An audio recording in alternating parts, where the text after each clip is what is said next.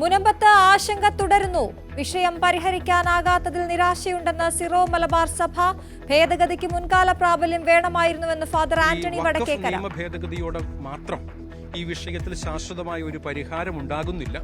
ഈ വിഷയത്തിൽ ഇനിയും നമ്മൾ നിയമപരമായ പോരാട്ടം നടത്തേണ്ടി വരും. ഒരുപക്ഷെ സുപ്രീം കോടതി വരെയും അതിനുവേണ്ടി പോകേണ്ടി വരുമെന്നും അതിനു വേണ്ട ഭരണപരമായ നിയമപരമായ എല്ലാ സഹായവും ചെയ്തുകൊണ്ട് കേന്ദ്ര സർക്കാർ കൂടെ ഉണ്ടാകുമെന്നുമാണ് അറിയിച്ചിരിക്കുന്നത്. ബി.ജെ.പി. മുനമ്പത്തെ ചതിച്ചെന്ന് LDF-ഉം UDF-ഉം. മുനമ്പം സമരസമിതി പ്രധാനമന്ത്രിയെ കാണും.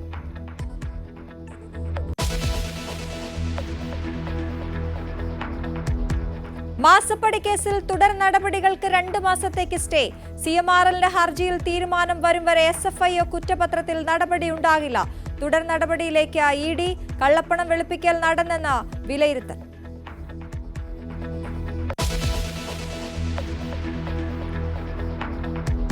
അനധികൃത സ്വത്ത് സമ്പാദനത്തിൽ MR അജിത് കുമാറിന് സർക്കാരിന്റെ ക്ലീൻ ചിറ്റ്. കുറ്റവിമുക്തനാക്കിയ വിജിലൻസ് റിപ്പോർട്ടിന് മുഖ്യമന്ത്രിയുടെ അംഗീകാരം. അജിത് കുമാറിനെതിരെ വ്യാജമൊഴിക്ക് കേസെടുക്കാമെന്ന DGP-യുടെ നിർദ്ദേശത്തിൽ തീരുമാനം നീളുന്നു.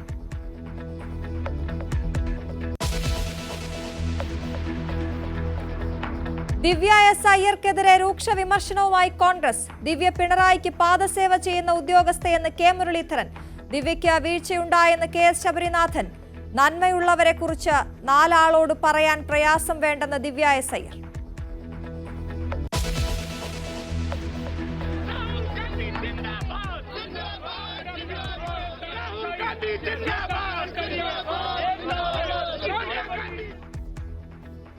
നാഷണൽ ഹെറാൾഡ് കേസിൽ സോണിയയ്ക്കും രാഹുലിനുമുള്ള ED കുറ്റപത്രത്തിനെതിരെ കോൺഗ്രസിന്റെ രാജ്യവ്യാപക പ്രതിഷേധം. ഡൽഹി AICC ആസ്ഥാനത്തിന് മുന്നിൽ പോലീസുമായി വാക്കേറ്റം. ഭൂമി ഇടപാട് കേസിൽ റോബർട്ട് വാദ്രയുടെ ചോദ്യം ചെയ്യൽ തുടരുന്നു.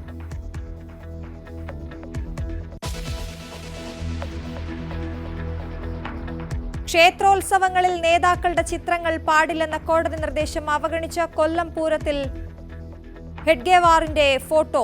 RSS സ്ഥാപകന്റെ ചിത്രമുയർത്തിയത് പുതിയകാവ് കുടമാറ്റത്തിനിടെ.